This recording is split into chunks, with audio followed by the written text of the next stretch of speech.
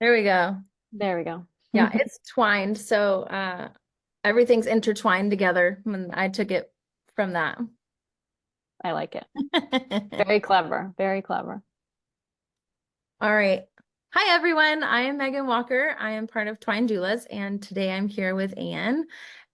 We are going to be talking about how to choose the right provider. And first, I want to talk about before interviewing a potential care provider, what are some things that a couple might need to consider? Yeah, that's a great question. So, hi everyone. Thanks for having me on, Megan.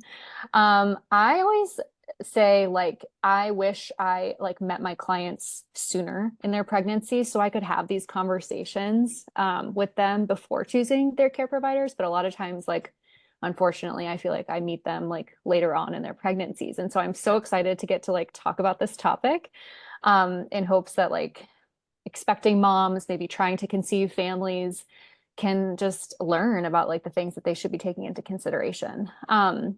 So I like to say that there's three big decisions that couples need to think through before they end up even going into the interview process. Okay.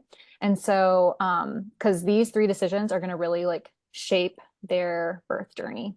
So the first one is, are you going to be planning to have a physiological birth or a more so medically managed birth?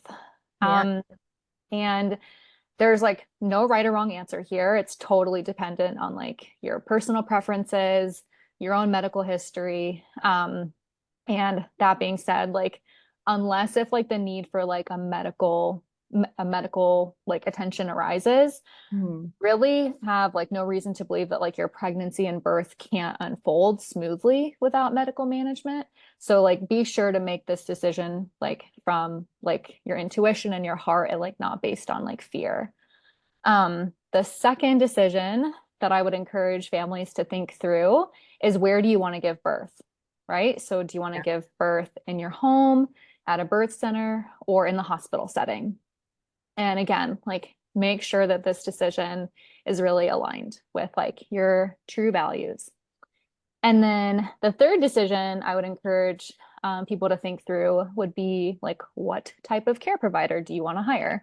And just remember, just because you've been seeing a certain care provider during your pregnancy, that does not mean that you need to stay under their care for the entire pregnancy. You can change your mind at any time. And so, yeah, those are three decisions I would encourage families to think through ahead of time. And then as they have made those decisions, as they've chatted through the possibilities of those three different, big birth shaping decisions, I would say too, there's a few other things I would encourage them to keep in mind. And that would be to never assume um, that your care provider's philosophy on Yeah. birth. Mhm. And so for example, don't assume that a female care provider is more understanding than say a male care provider. And also don't assume that all midwives support physiological birth. Mhm. Um, I would say interview several providers from several different practices. You can ask, family and friends for their personal recommendations. I think that's a great one. But also make sure to also ask them what they liked and then what they didn't like about that particular provider. Yeah. Um, They might not yeah, have the same provider that you do, right? It's exactly. different. Hmm. Yeah. For example, Megan, your sister might have loved her OB scheduled an induction right before the holidays. But that might be something that you're trying to avoid at all costs. So For sure. just make sure you're in line with those yeah, preferences. And ask open-ended questions without revealing all of your beliefs. You want your provider to answer the questions based on their own beliefs, not have them answer questions in a way that necessarily agrees with yours. And then, yeah, just, I mean, lastly, you can always change providers. So if someone's telling you that you can't, they probably don't have your best interest in mind. You need to feel comfortable like putting yourself first. And if that means like, essentially like firing your care provider even late in pregnancy, then you should do it. Yeah. Have you ever had anybody change providers when you started working with them? Um, Or I like have. anybody? I have, yes. It was a couple times. One of the instances was due to like them moving. Mm, And so that wasn't necessarily due to like them like not feeling comfortable. yeah. But and then I want to say another time I had a mom decide she was planning for hospital and then decided she wanted to do out of hospital. And so she made that decision maybe halfway through. Yeah. That was awesome. That's a big decision. Mm-hmm. Yeah, for Yeah, sure. absolutely. So, going through like the interview process with these providers, what are Mhm. some red flags that might indicate that they're not a good fit for the mom or the couple? Yeah, this is really important to keep in mind. So first, I would say like, are they using any sort of like scare tactics? Oh, yeah. Like, for example, if you were to be asking them questions and one of their responses was like, well, would you rather have a good experience or like a healthy living baby? Mm, Or would you rather have like a natural birth or, a healthy baby? Um, or like, oh yeah, we can do that if you don't care that like your baby might die. Like those types of statements are totally like scare tactics, and your provider is like avoiding having like a respectful conversation in that yeah. particular instance. Um, are they are they condescending? Like, do they treat you like you don't know what you're talking about? Are they saying like, you know, I'm the one with like the degree here, or don't you know that like women died all the time during birth, like, before like doctors or before hospitals or something like that. In those instances, like your provider does not respect that, like this is your birth and that you're in charge.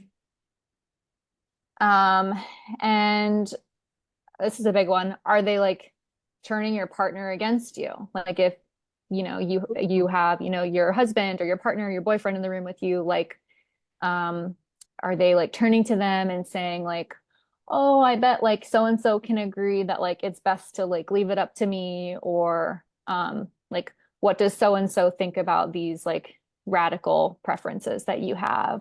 Or like, are they turning to them during the conversation and saying like, is she like this stubborn at home or anything like that? Like, it's really important for like the care provider to have experience with like the specific type of birth that this couple wants. And so, yeah, you want to be like really looking out for those things.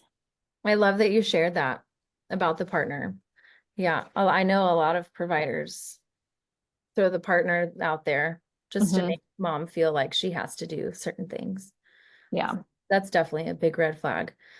And if you don't feel Huge. comfortable with them, I think that's a big one. That's like the one of the most important. You don't feel comfortable with that provider. Absolutely. Yeah. Listening to your intuition for sure. Yeah. Okay, so what are some questions that a couple can ask during their initial consultation? Can they even call before? Can they call? Okay, so two questions. Can they call before an actual consultation with the provider? And I think, beforehand, can they call to see a little bit more about what they're like? Like, do you understand what I'm saying?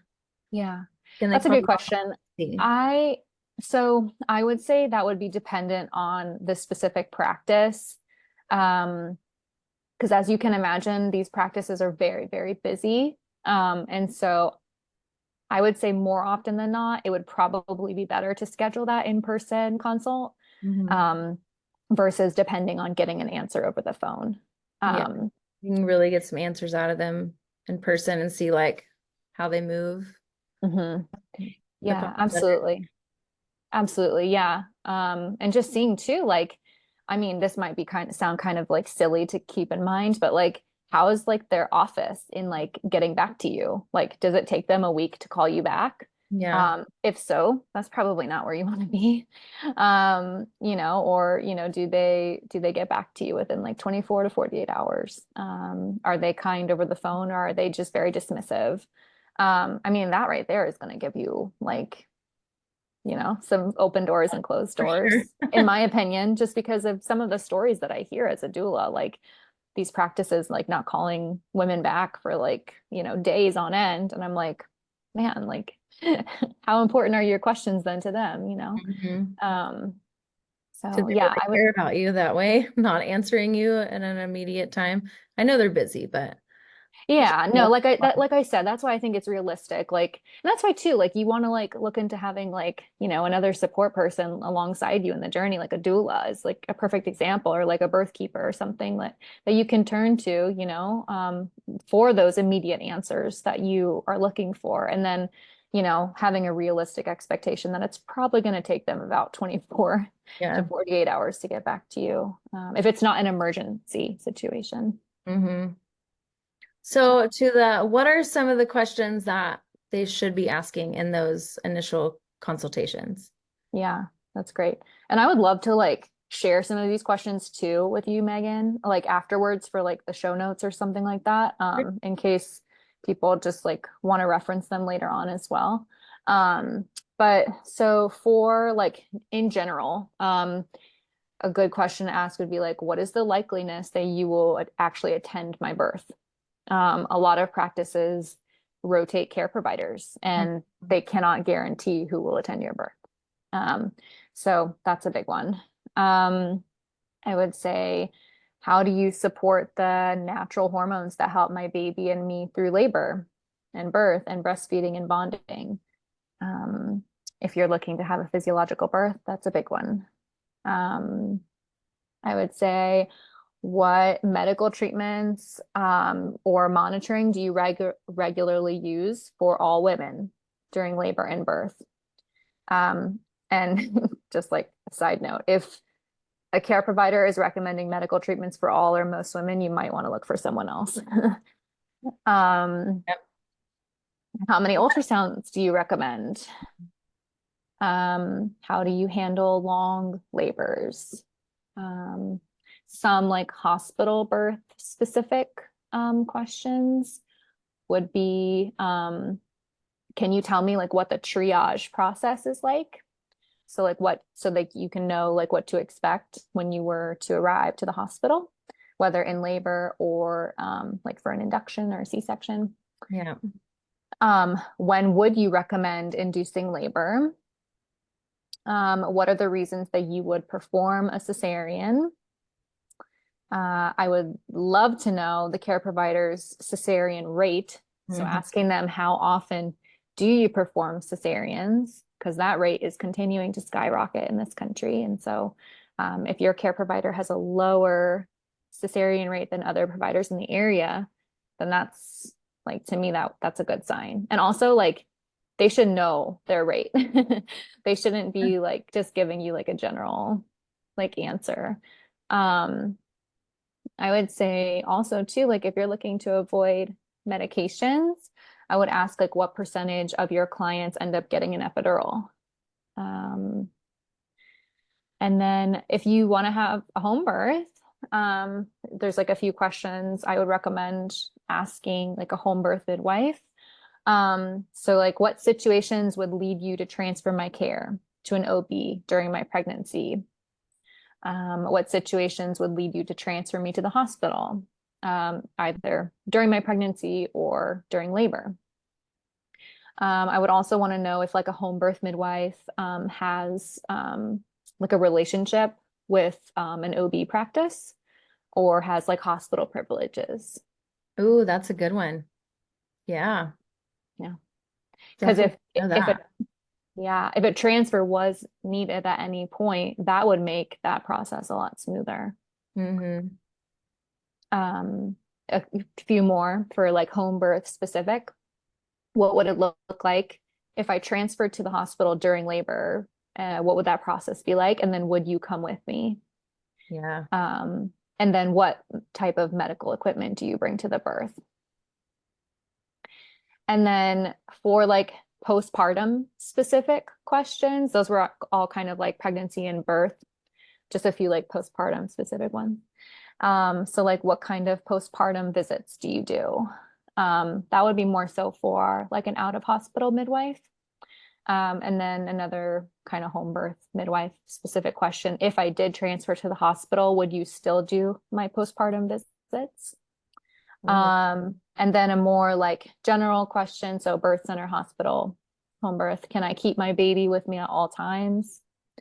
What procedures are routine policy for newborns? What type of support do you offer to breastfeeding moms?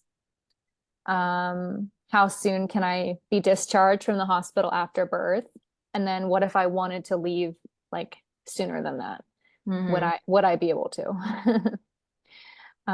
So yeah, so those are just like some of the questions that I came up with. Like I said, I'd be happy to like send those over to you if people want to Definitely. like look back and reference them. Yeah, we'll end up turning this video into a blog post and they can look at all the questions there. I love those questions. I think it's really important to know, especially if you have a midwife at home, like what if something does happen and I'm going to the hospital? Am Mhm. I still going to be under your care? Because if not, then I need to figure out what the care is going to be like at the hospital too. Yeah, It's definitely something to look into. absolutely. And like that's why like when I have home birth mamas, they always feel so reassured that like I as the doula would be their like continuous support person Yeah.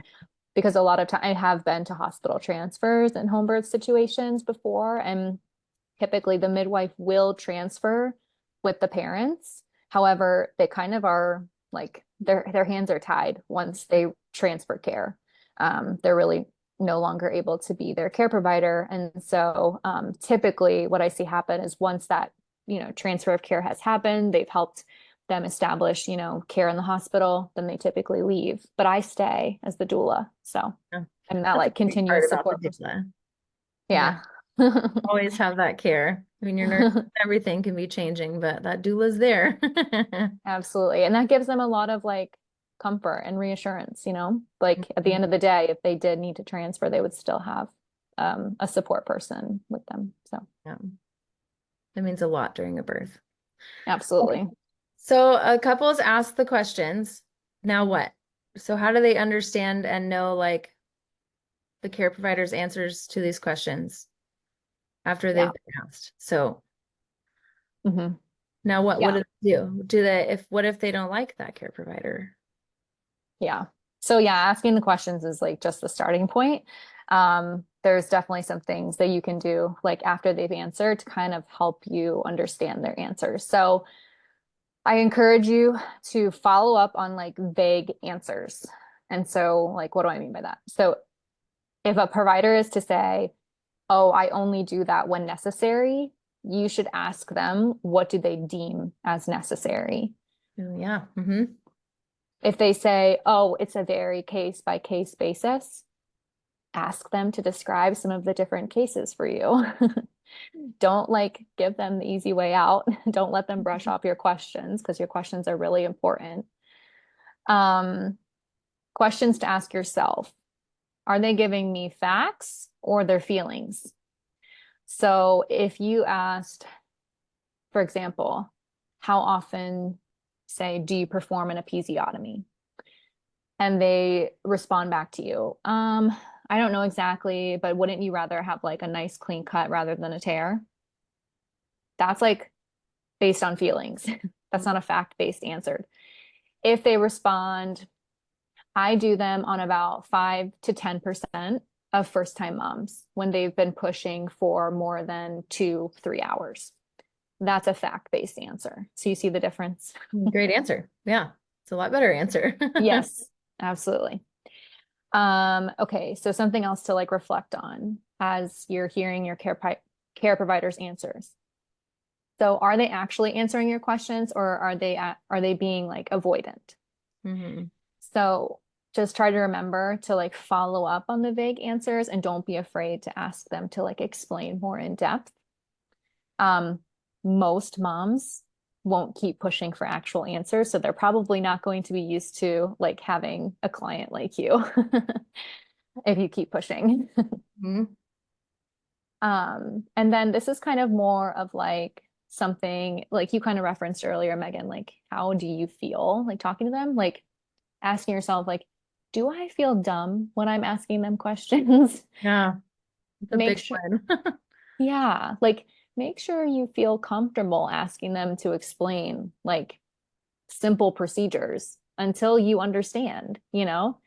If you're not comfortable with them like in this type of setting, like in like the prenatal period, imagine like what it'll be like when you're in actual labor, you know? Yeah, So it's some of really them can get important. a little awkward and Hmm. yeah.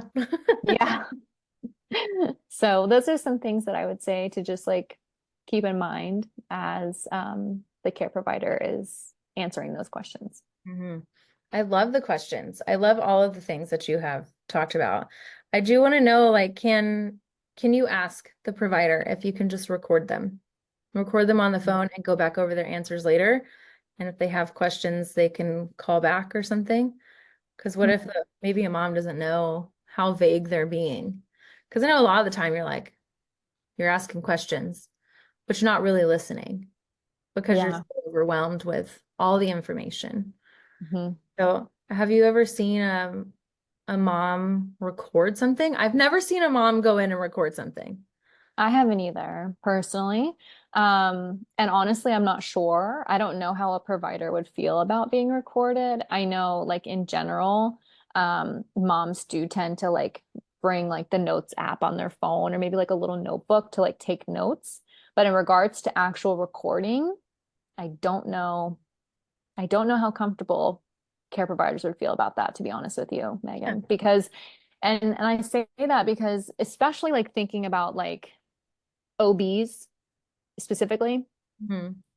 in the hospital setting, like most hospitals have a policy in place where you're not even allowed to like record during the birth. Yeah. I've seen that. So, yeah, and that bothers me because it's like this is this mom's birth, but it's because of liability that they don't want if something does go awry during the birth, they don't want somebody to have proof of it, you know? So you're fine to take pictures, but when it comes to video, you're not supposed to. So I would think that just like kind of knowing that, that likely that kind of carries over to like prenatals as well. But again, it doesn't hurt to ask. Like Mhm. if that's something that a mom, you know, was interested in doing, like she could totally ask if they'd be comfortable with that. So, Yeah, definitely ask the questions. The first time, especially if it's your first time, you feel like you could just go into those prenatals and or even the consultation, you're like, what do I ask? yeah, So now, if you watch this video or read the blog post, there'll at least be some questions that they can ask. absolutely. Yeah, you got some great ones there.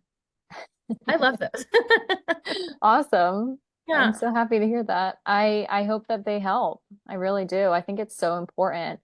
I see a lot of friends, clients, family, just kind of go with whoever their insurance covers, whoever is most convenient to them. Um, and I say, like, I think women deserve more than that. I think that they should be making decisions not based on who their insurance is going to cover or who is most convenient, but who is most aligned with the pregnancy and birth philosophy that they have, you know? I couldn't Um, agree more. so yeah, these are really important conversations like people need to be having. So, I do. We just need to send a list to all the providers. This is what hmm you answer in your prenatals. hmm Don't rush mom. yeah. And if you're listening to this and you're trying to conceive and not pregnant yet, I encourage you to start looking into this stuff now because it will make the process so much easier when you are pregnant. So yeah, I think there's so much wisdom in like planning and preparing and having these kinds of conversations, even pre-conception. For sure. All right. Well, I thank you so much for having this interview. Yeah, It was absolutely. really It's my lots pleasure. of wisdom. Where can everybody find you online? Or if they're in Georgia, where can they book your services? Yeah. Thank you for asking. So I am mostly active on Instagram in regards to like social media. We're in a social media day and age. So my Instagram handle is at Ann Morris, ANNMORRIS, ATL doula. And then my website is linked in my bio. Yeah, I'm based in Lawrenceville, which is a suburb outside of Atlanta. So, and I serve about a 1 hour radius. So if anybody is in need of birth or postpartum support, I'm your girl. I'd love to help. And it seems like you know your stuff. So go reach out to her. All right. I will link all of that in the blog post and underneath this video too. Awesome. Right. Thank you so Thank you much for so much. having me, Megan. Thanks for creating this Yeah. platform for expecting families. It's so Oh, important. I love doing it. All right. See you Awesome. later. Okay, bye-bye.